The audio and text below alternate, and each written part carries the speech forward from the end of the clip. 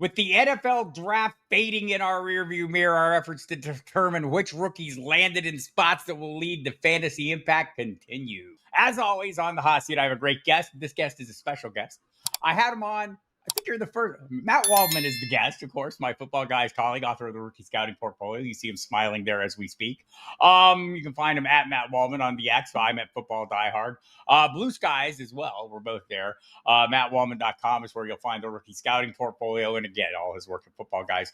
Matt, last time you were on, you're the first two-time guest of the year, and that's with a reason, as we talked about landing spots for the various rookies heading into the draft. Now we have the landing spots, so we can sort it out a little better. How are you doing this fine day? Well, I removed my first alert fire smoke detector just in honor of this show because I knew it was going to get pretty heated here. So appreciate you. Well done. Well done. Yeah. All right. So we're going to start with the quarterback. Seems like an obvious spot. And I feel like Cam Ward's the, an obvious answer to a lot of questions at this position when we're talking about immediate impact. But which rookies landed in situations that give them the clearest path to starting assignments not named Cam Ward? Tyler Shug. I mean, right now with Derek Carr gone and Jake Haener injured, not that Haener was probably going to be the biggest threat, but between him and Spencer Radler, I mean, I know it looks like a three-way competition, but most likely the draft capital guy, which is Shug, right, the most recent draft capital guy, is going to win that out. He has the biggest arm of the three. He has a lot of experience. And they're probably going to give a push for him to get that opportunity on a team that, does have some decent weapons for him to throw to. It's just, so you're going to see opportunities for him there. I think after that, I mean, if we're going to take at face value that the Steelers don't have a veteran quarterback signed outside of Mason Rudolph, then Will Howard might be in the conversation. But I think that's an unrealistic assessment. Like, I think there's where we look at things too literally, and when we should maybe look at things with a hint of common sense. And I think the common sense is, as we've talked about before, Aaron Rodgers is likely to be there. Is the draft capital expended on Jackson Dart and Ryan Daboll's coaching situation, which is tenuous, maybe open the door to the possibility of Dart moving in more quickly than we expect? There's a possibility if they're losing early and Russell Wilson is struggling, then I think that that's potentially the case. But the way I see this playing out is as such as this, is that Brian Daboll very much, and probably even Joe Schoen, probably wanted Russell Wilson in there because they feel like that if Russell Wilson plays well enough, they can compete and keep their jobs. Right. And then they can slow roll Dable or slow roll Dart into the equation, make him maybe the quarterback 2 next year, and then maybe insert him in year 3. I think that's how ideally you'd like to see. But what could very well happen is, if this offensive line struggles and gets hurt a little bit, then we might see Wilson struggle a little bit more. This team loses enough games where they're out of it early, and then Dart gets his chance. The third option is, well, then why do they have Jameis Winston? And I think the answer is what if they're playing winning football and they're, say, remarkably 7-1 or 8-3, and then Wilson they want to derail things, and they don't want to. Yeah, they want to derail things, but they hope that maybe he can make it out of the grocery store with the crabs in his hands without tripping, and then, which is tough because he has trouble not tripping in the pocket sometimes in the past.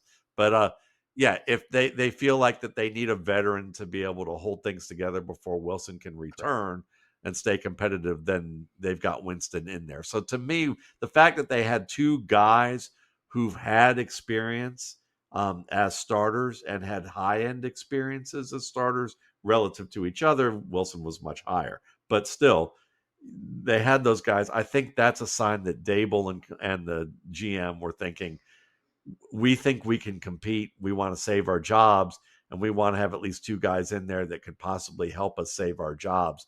And then we can slow roll Dart when we need him, and give him more time to play. But, looking at this division, they're at best the third team in this division. And unless Jaden Daniels struggles or there's massive injuries to the Commanders and to the Eagles, then it's unlikely that they're going to be that third playoff team in that division. I'm with you. I think the Tyler Shuck is the right answer. Just look, they knew about Derek Carr's shoulder before the draft. The 40th pick in the draft, the highest draft capital they've spent on a quarterback since Archie Manning in New Orleans. Kellen Moore seems to be a big fan. I feel like a lot of this is baked into the cake, and this is my hunch. Just based on the way it played out, that the outcome was Derek Carr didn't really want to stick around, and they weren't really upset that he didn't want to stick around. The seat was too hot. Right. The seat was too hot. The seat's hot from a fantasy perspective for Jaylen Milrod. We all have these huge expectations. Seattle, a good landing spot for his development. Oh, yes, absolutely. I think that if you're in a dynasty league, this is really your quarterback too. And I can make an argument for why you'd want him to really be the only quarterback you consider in the first 3 rounds. Because Cam Ward may be the better pick right now because of the landing spot, the opportunity to play, what Will Levis has proven in terms of what he can't do.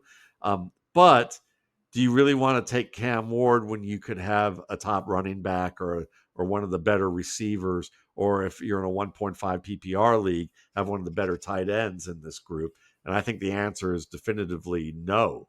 I would rather wait and get Milrod, whether I'm a team that is in a rebuild situation, or definitely if I'm a team that's in a win now situation, because you don't really need a quarterback right now that you need to take that early, when you could have a guy with Milrod's upside which is higher than anybody's in this draft because of his running ability, because of the strength of his arm, and what he's shown in moments in terms of ability to process the field and manipulate defenders. And he's also a student of the game, and the way they've set it up there, Sam Darnold is going to be good enough to continue starting. They got Drew Lock, so if they're contending, they'll hope kind of the Lock Winston parallel there, that Lock can at least manage the game and hold it together if the team's playing really good football, and that Milrod can wait a full year. And I think that, and then if things really fall apart, then they can maybe give Milrod some touches just to, and see where he's at and give him an opportunity to see some playing experience. Agree on all this. So Cam Ward, the least talked about number 1 pick overall in recent memory. I think this is more about landing spot than it is about Cam Ward. And I hope, I'm getting to the point where the momentum is building for me, that I hope he just comes out and knocks everybody dead and has a way better than expected first year, just because, whether it was draft night discussions of Shedeur Sanders or us talking about every quarterback not named Cam Ward in this segment, tells you something. But again, it's baked into the cake. We know the landing spot is probably not ideal. It's going to be a little bit of a long haul, and good luck to Cam Ward. Although I read in the rookie scouting portfolio that one of his comps is no other than Joe Burrow, who had some success in that same offense they're running in Tennessee right now that Brian Callahan brought over from Cincinnati. So there's the hope. Running backs, pretty obvious situations for Ashton Jeanty, Matt, right? I think he walks into a full workload. We all have expectations. We're all paying for it, right? He's going well in the first round. I think he's running back 4 as his current average draft position, not getting out of the first round. There are backs who are, and some that we like. Quinshon Judkins, RJ Harvey comes in. Can they be early tone setters for their offenses, respectively, in Cleveland and Denver? Oh, absolutely. Because with Judkins, he's gonna take over that 3 down, that early down role, and he does have some pass protection potential there that he should be able to learn quickly. He's not a bad receiver at all, on leak routes, and he's good at one-on-ones against linebackers. So I think that he's going to be heavily involved and be the load carrier for this offense. I think Jerome Ford and Dylan Sampson, the other rookie from Tennessee, I think Ford and Sampson will be battling out for the secondary option in this offense this year, and it's going to be Judkins all the way as the lead guy. When it comes to RJ Harvey, I know that Sean Payton compared him to Alvin Kamara. He compared Blake Watson last year to Alvin Kamara. Okay.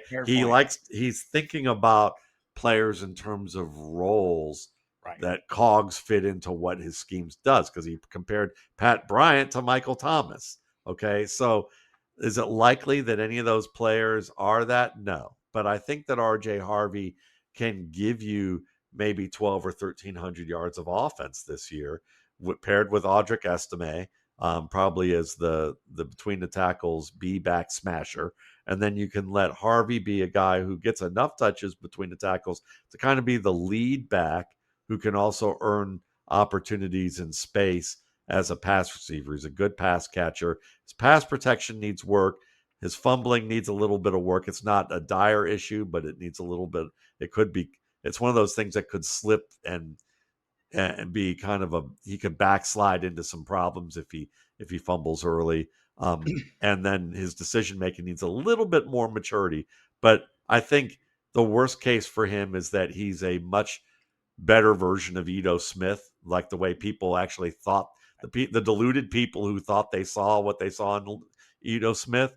And then maybe the best case scenario is he's what Tariq Cohen flashed at for early on in his career with the Bears, but never was able to really bring to fruition. In New England and Pittsburgh, Travion Henderson, Caleb Johnson. We are hearing talk in the ongoing offseason workouts. Ramondre Stevenson not around. He's been excused for personal reasons. The passing of his father, recently the passing of a friend. He seems to be dealing with some issues. This opens the door. I'm not saying that this is going to result in a move or anything, but it gives Travion Henderson more opportunities to show what he can do. Caleb Johnson, hearing talk now that Jaylen Warren isn't long for Pittsburgh. Like maybe this will be his last season. Could we see these guys take on lead roles maybe earlier than expected, given the circumstances? Oh, absolutely, you can. I mean, right now, I don't even worry about Ramondre Stevenson in terms of like this being the door opener. I think it was just the door opener that they drafted Travion Henderson in the first place. So, I mean, right now, I'm with the projections that I'm going to have out with the rookie scouting portfolio. Right now, I have Travion Henderson at about 900 total yards of offense and about 7 touchdowns. And I have Ramondre Stevenson at about 950 yards of total offense and about 8 touchdowns. It's almost an even split, if you ask me. And Henderson has a little bit more upside because of the big play ability of his speed and what he does in open space to get easier opportunities to do great work. With Caleb Johnson, I mean, Arthur Smith pretty much gushed about this kid in the way that you want to hear. He's like, he does everything we want him to do. He's a perfect fit for our offense. We like to run outside zone. That's what he does well, but he can also run gap plays. That's what I saw watching on film. He's got that deep acceleration. You get him out in space and he can start to pull away from people. But he's a guy that can grind it, who can give you the tough yards. And he has, he's a pretty nifty runner for his size. On top of that, he's a Pittsburgh. He looks like a Pittsburgh Steelers running back that you would want as kind of a lead player, and it's going to happen early. To me, I look at him or Omarion Hampton, a player that people feel is 1A sometimes or 1B right. to Ashton Genty's 1A, and I would say no way to 1A. I would say that I would much prefer Caleb Johnson or even Quinshon Judkins to Omarion Hampton at this point. Not that Omarion Hampton can't be a good back, but Jim Harbaugh's best pick ever, maybe by a long shot at a skill position, either at with the 49ers or in the NFL period, 49ers or Chargers, was Ladd McConkey. And it's pretty much that's it. So I'm not a big, I want to see, part of that. And then he's matched up with Najee Harris. And I know that Bob Harris is a Najee Harris fan. I support all the Harrises. You support all the Harrises. I'll say it's been Genty, Hampton are coming off the board as the first 2 running backs. Harvey and Judkins kind of close together. I see Judkins going ahead of him more. And then I'm seeing Henderson, Caleb Johnson a little later. There's 2 more that I think people have high expectations for. Jaden Blue and Bashel Tutin in Dallas and Jacksonville, respectively, just because of the talent on hand. What are your thoughts on either of those 2? They both just have to hold on to the football. That's the biggest thing. And from what we've seen, backs who can't hold on to the football and they're below a certain level ball security rates in college, only 10% of them have delivered even running back 2 production once during their career. So does it mean that a guy with higher, one of the things I'm going to study this year is whether guys with higher draft capital who fell below that line of demarcation, whether they were part of that 10% or part of that 3% who delivered RB1 production. Because again, I looked at this over the span of about 6 years of running backs and saw that it was a very low outcome. So hold on to the ball is important. Tutin already put the ball on the ground this spring, and there was some talk about that. Now, again, it's early, and guys can fix this stuff. So I wouldn't get way out of whack with it, but I would say that there's a reason why, to me, they're a little bit lower on my board, is that maturity with decision making with Tutin. He's a excuse me, the smoke in here from the me removing the smoke detector really got me.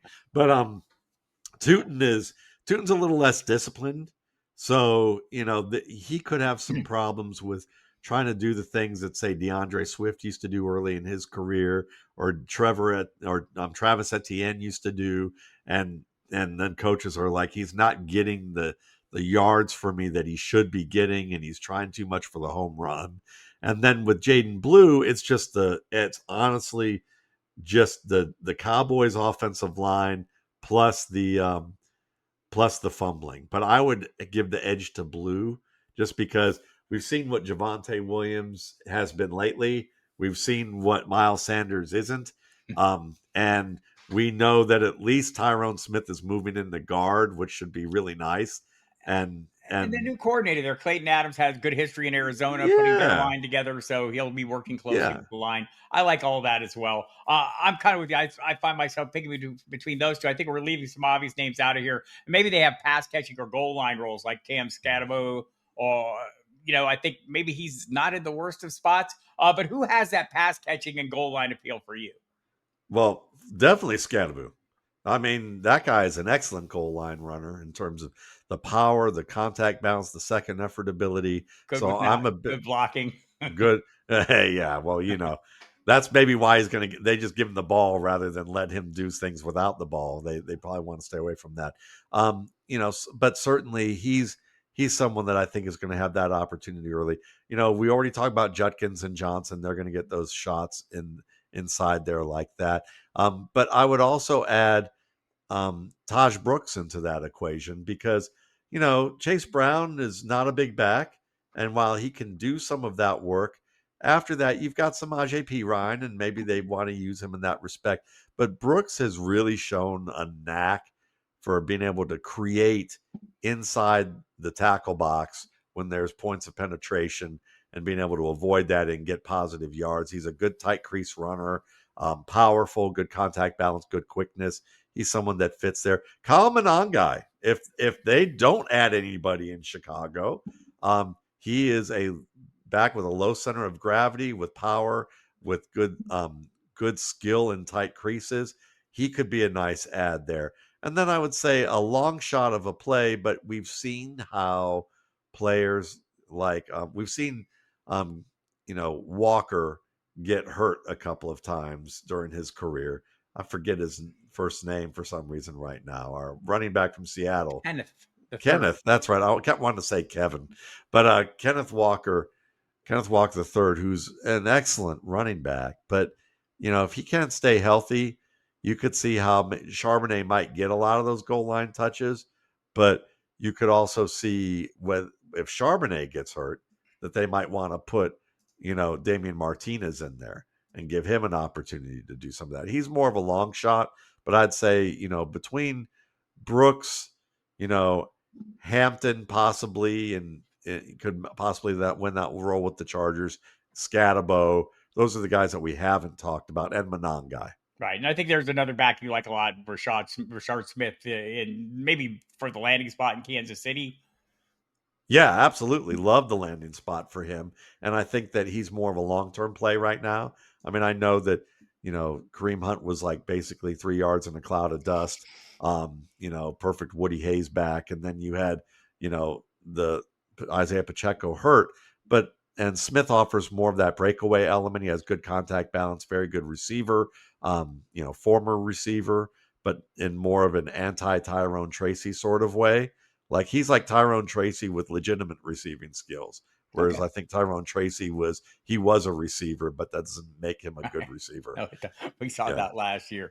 Speaking of wide receivers, there's a slew of them coming into this draft. I don't think this draft was perceived maybe as high end as the last draft, but nonetheless, which of this year's incoming receivers pairs well with their new quarterback? Luther Burden, right at the top of the board, right there. This one coming. Yeah, of course. Everyone did. If you follow me, it's Luther Burden's going to get his love, and it's deserved. I mean, he works really well off script, and that's what Caleb Williams does very well. But also on script, he's a very strong route runner. And I think what you're going to see is Rome Odunze is going to get moved is going to be on the X, and he's going to be maybe not a complete sacrificial X, but he's going to open things up with his speed and size downfield, and they're going to work underneath. And Burden will get his off-play action on some broken plays as well as when he just gets wide open. But underneath that, you're going to have DJ Moore and Luther Burden working underneath. And I think that Burden is going to get opportunities out of the backfield, as Brandon Angelo has said on my podcast. So I think that you're going to see a possibility where both Burden and DJ Moore could have 120 targets this year, both of them. And Rome Odunze still getting 100 targets. Because if you look at that and you look at that type of target share, I think at the end of the day, if you believe that the offensive line has gotten at least better, good enough to be better than the, Caleb Williams suffering 54% of his sacks against pressure. This year they'd be able to quell some of that.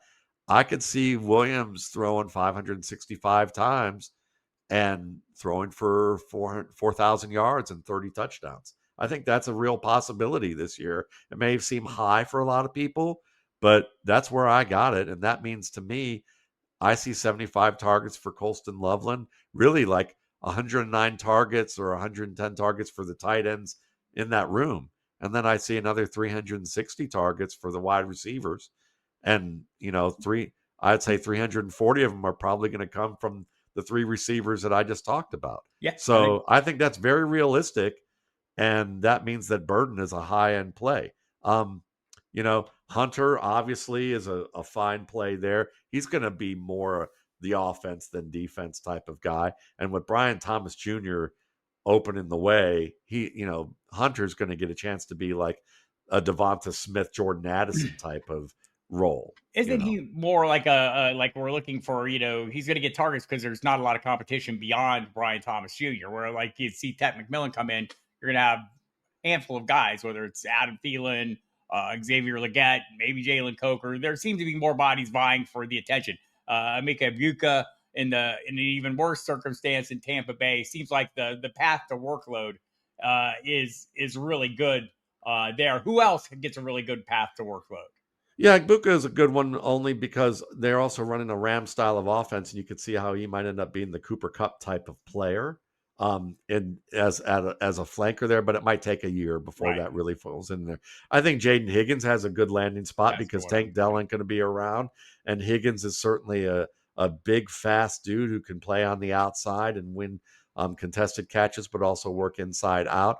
I think there's a potential shot for Jalen Royals for the Kansas City Chiefs to be pretty good, just mainly because when you look at injured players, one of the things that happens is that maybe they're 100% at health, but their ability to withstand the baseball bat to their knee once or twice a game over the span of 8 to 10 weeks can cause them to not have the same recuperative powers after the injury, and they don't look as fast, don't look as quick.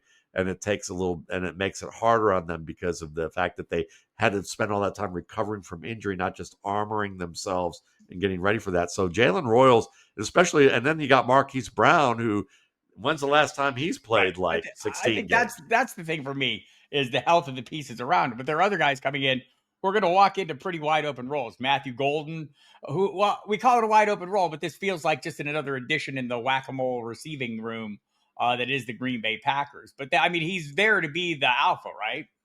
Yeah, I think he's going to be more of a high-end wide receiver too, but they may try him in that Christian Watson role. But is there really an alpha in that room? No, that's the like problem. Jaden Reed is probably the closest thing to that, but they're using him more like he's Deebo Samuel with a cross of Stephon Diggs, but just not enough Stephon Diggs.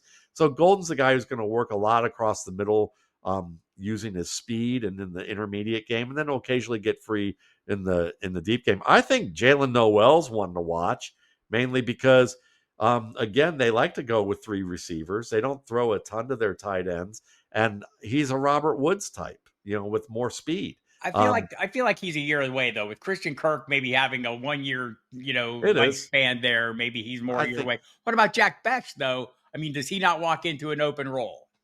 He does walk into an open role, but he's probably no better than In the Las third Vegas. third receiver right now. With when you consider the fact that Jacoby Myers and Brock Bowers are going to be 1-2, and if they throw enough to Ashton Ginty, that could be an issue too. But I see 400 to 600 yards out of Jack Besh right now. He's going to be there a lot for his blocking, and I wouldn't underestimate Trey Tucker holding on to some of that role because of his speed and his ability to work open. I think is decent in zones. Trey Harris probably is another one to wait for a little while, but the guy that's most intriguing is going to be Kyle Williams.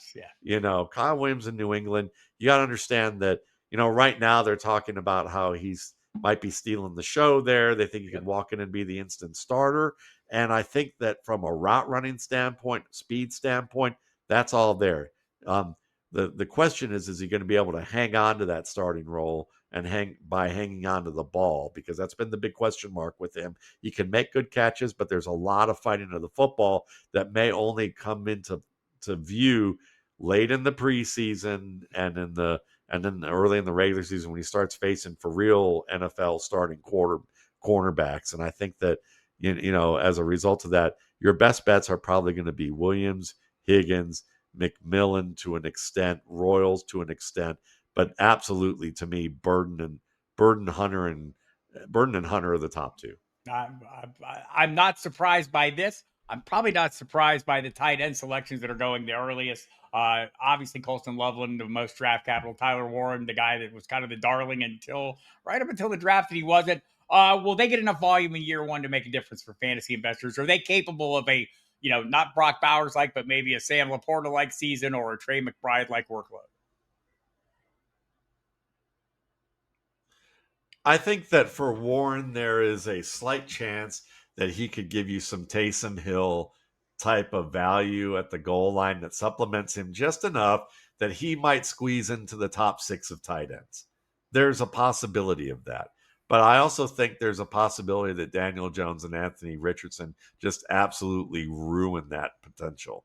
Or maybe they're so bad that maybe it does help Tyler Warren, because when they get into the red area, they use him as a quarterback. But I don't think that's going to happen if Anthony Richardson's on the field because of his running ability. So I think, again, it's very slight. I think probably the best potential for production this year is going to come from Cole Kmet and Mason Taylor. Colston Loveland. Colston Loveland. Did I say? Yeah. Oh, I just said Cole Kmet. I didn't mean Kmet. Yeah. I know you did. I'm sorry. Yeah, I think Colston Loveland can get, like I said, I haven't projected for 75 targets, thinking about somewhere between 500 to 600 yards is probably where I think is realistic. You're going to get about 50 receptions out of him, and you might get 5 to 7 touchdowns, which, is low end tight end one value, maybe even a little higher if the touchdowns become a thing, and that could work out. And if an injury happens to this receiving core, he can get downfield. So they may even use him a little bit more, expand his role if that happens. Whereas with Mason Taylor, it's all going to depend on, how well their quarterback situation works out. But we know that Justin Fields does like tight end play, and he made Cole Kmet something when Cole Kmet really, when you look at him just in a vacuum, isn't that type of a receiver that you would want to lean on consistently. But you could probably get, 60 to 70 catches out of Mason Taylor this year as the potential ceiling point for him. And then I would argue that while I don't expect him to overtake David Njoku this year, Harold Fannin, if Njoku gets hurt, Harold Fannin instantly becomes the favorite target on the inside, I think, for this offense. Yeah, I don't disagree with that. There's a lot of people think Terrence Ferguson is going to be a guy that's going to be doing something in Los Angeles, maybe mostly based on draft capital, and Tyler Higbee's been uninspiring. Or are you have any feelings about him? Yeah, I do. My feelings are that that if you want to be the sucker in the room, go ahead and draft Terrence Ferguson. And I hate to say it that way, but I'll from a fantasy perspective, because he's a linear athlete. He can go up and win the ball. He looks impressive when he gets up to full speed in a wide open track. And maybe they'll build in some plays like that for him, and he'll give you some Kyler Murray excitement moments on Sports Center. But he'll have even fewer Kyler Murray excitement moments. And we consider that Devontae Adams and Puka Nacua are both on that, on that team, and the amount of targets they're going to get. I still think Tyler Higbee is going to be the starter. Okay. I think he's a better blocker. And, when we look at it down the line, they talk about they want to get Tutu Atwell even more involved this year. They paid him like they want to get him more involved. Exactly. So Ferguson to me is the future that, maybe he gets 200 yards and a touchdown this year, maybe 300. But I think these tight ends combined might give you 60 catches for 600 yards. I'm not buying into any of them. Whereas I think the receiver core this year is going to give you something like, almost 300 catches for 3,500 yards. Yeah, I think the redraft viable guys it's a pretty narrow band, as you outlined at the top. Loveland, Warren, Taylor. And then the Dynasty, there are more. Elijah Roy, we didn't mention. Gunnar Helm, maybe you'll have interest in, but those guys will go. Matt, I'm glad you turned off the fire alarm. Surely it would have gone off numerous times today. Appreciate you coming on. That's going to be it for this week's edition of On the Hot Seat. We've set some baselines. People will follow up on them over the course of the summer. Matt will be back, maybe with his alarm in tow next time, so we can set it off multiple times. Appreciate you coming for this edition of On the Hot Seat. Don't forget Football Guys Daily Email Update. Easiest way to stay ahead of the curve, sign up free at footballguys.com. The rookie scouting portfolio is available at mattwaldman.com. You should buy it. I do and have for the last 20 years, and very happy I do. Until we see you next time, stay safe, be kind to each other, and keep crushing those drafts.